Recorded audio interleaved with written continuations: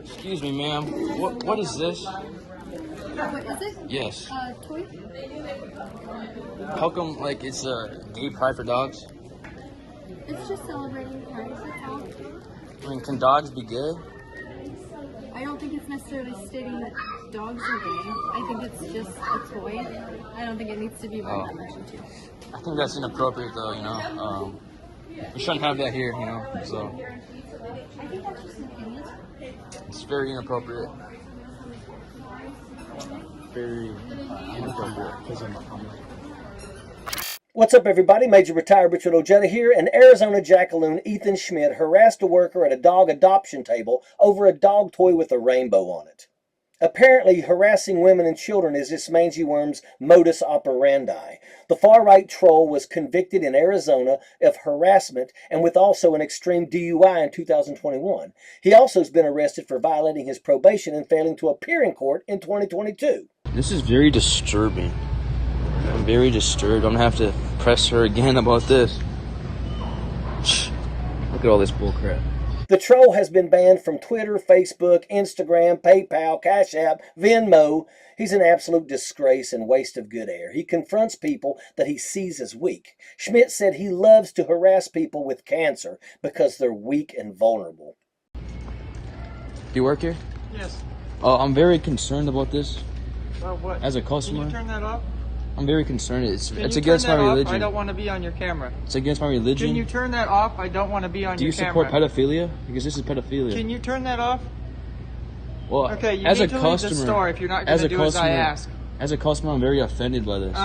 Schmidt has evaded jail time so far, despite trolling businesses like PetSmart and Target, where he claimed that he would hunt down LGBTQ rights supporters. Schmidt is a coward that goes after women and children. He doesn't have the backbone to try his idiotic shenanigans in West Phoenix. He has not run up on the right person yet.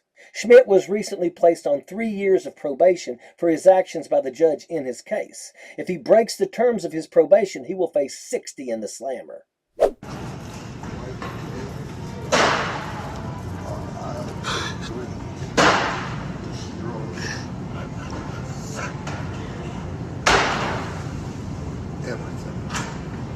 Bruh.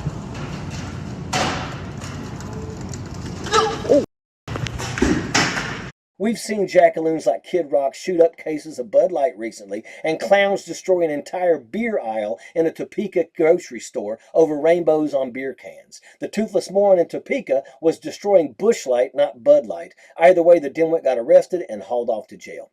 Schmidt is a triggered jackaloon that deserves to have the smirk wiped off his stupid face. He is a low-level hater trying to get famous with extreme ideas and attacks innocent people. If this mangy jackaloon does violate probation, hopefully he will be put in a cell with his worst nightmare. Here are 3 examples of systemic black privilege and anti-white systemic racism in the United States. The first example is affirmative action in the workplace. This is where a company has a quota.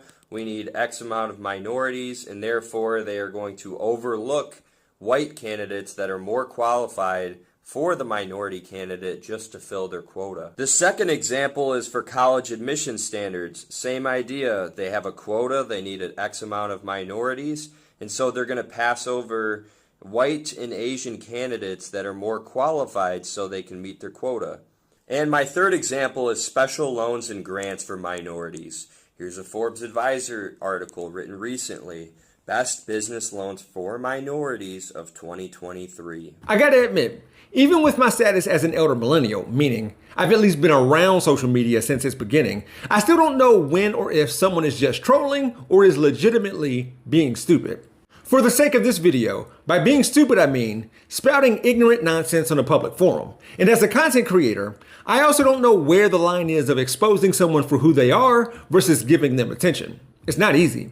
But since multiple things can be true at the same time, and my TYT publisher, Tyler the producer, says that this guy pisses him off more than Benny Johnson does, let's prove that this troll is being stupid. First, when it comes to affirmative action, in 1978, the Supreme Court ruled that racial quotas were unconstitutional. However, I will concede to the idea that just because something is illegal doesn't mean it isn't still happening. With that said, the 3 examples that Pavel Patriot 4 uses to claim that white people are discriminated against are a sad example of how someone isn't trying to find something they're looking for. Because it's clear that he didn't actually read this article from Forbes, or he would have seen this part about underrepresented groups facing systemic barriers. Or maybe he saw it and just disagrees with it. But an example of that would be centuries of this country keeping black people from getting a higher education, which led to historically black colleges and universities becoming a thing, which is a thing this TikToker complained about as if it's unfair to white people, when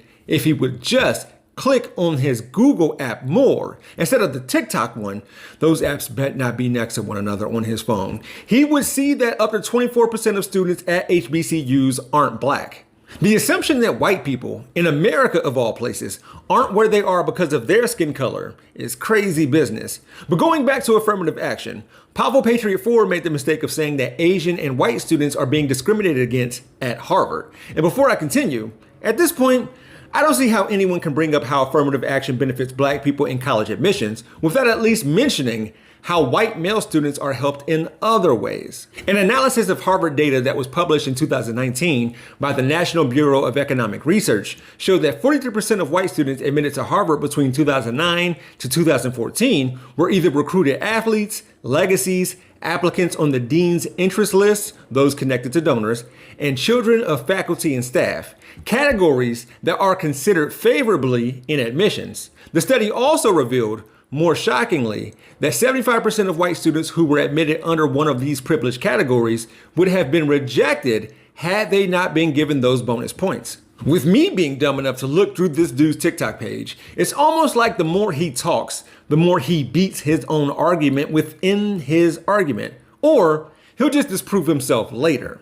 Here's a practical application of what I'm talking about. In this TikTok here, he is, quote, debunking the fact that affirmative action benefits white women the most. So, part of his argument is that since there are more white women than any other racial and ethnic demographic in this country, they can't benefit the most. Just look at the rates. Fine. Okay.